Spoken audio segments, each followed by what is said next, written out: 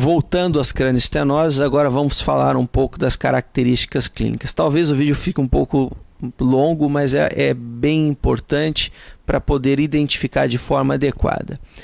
Quando uma sutura fecha de forma precoce, ela tende a formar uma crista, ou seja, ela tende a se elevar. Então, se ocorre um fechamento precoce da sutura sagital, você tende a ter uma criança com uma crista nessa região, na região da linha média, onde deveria estar a sutura sagital. Você sente essa crista e a cabeça da criança fica mais alongada, conforme eu disse.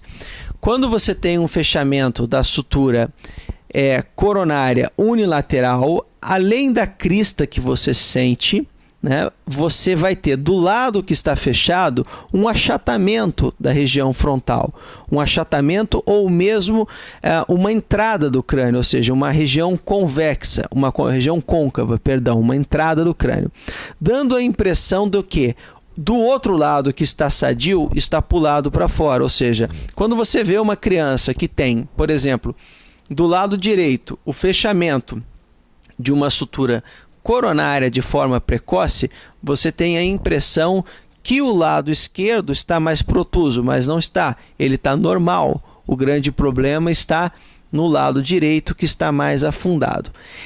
Essa deformidade normalmente compromete o formato da órbita, fazendo com que a órbita, de vez de ficar um pouco mais redonda, fique num formato mais ovalado, fazendo uma coisa chamada de olho de arlequim.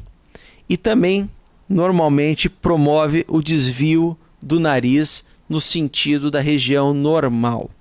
Bom, quando existe uma fusão precoce da sutura coronária, você, além de sentir na palpação uma crista na sutura coronária, a criança tem uma cabeça mais larga do que comprida, os olhos tendem a se afastar e você pode ter alterações faciais, fazendo com que as órbitas fiquem mais rasas, com que os olhos fiquem mais protusos.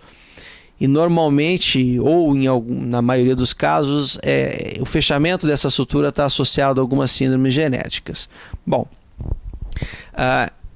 agora eu vou falar do fechamento precoce da sutura unilateral, da sutura lambidoide. Quando ocorre o fechamento verdadeiro, ou seja, quando ocorre uma cranioestenose da sutura lambidoide, você chama de plagiocefalia posterior ou plagiocefalia da lambidoide por cranioestenose, ou seja, ocorreu de verdade o fechamento. E o que acontece? O lado que fechou, ele fica achatado posteriormente. E o lado contralateral, né, por exemplo, fechou o lado direito, então a região posterior direita fica achatada. O lado contralateral anterior, a região frontal, ela fica abaulada.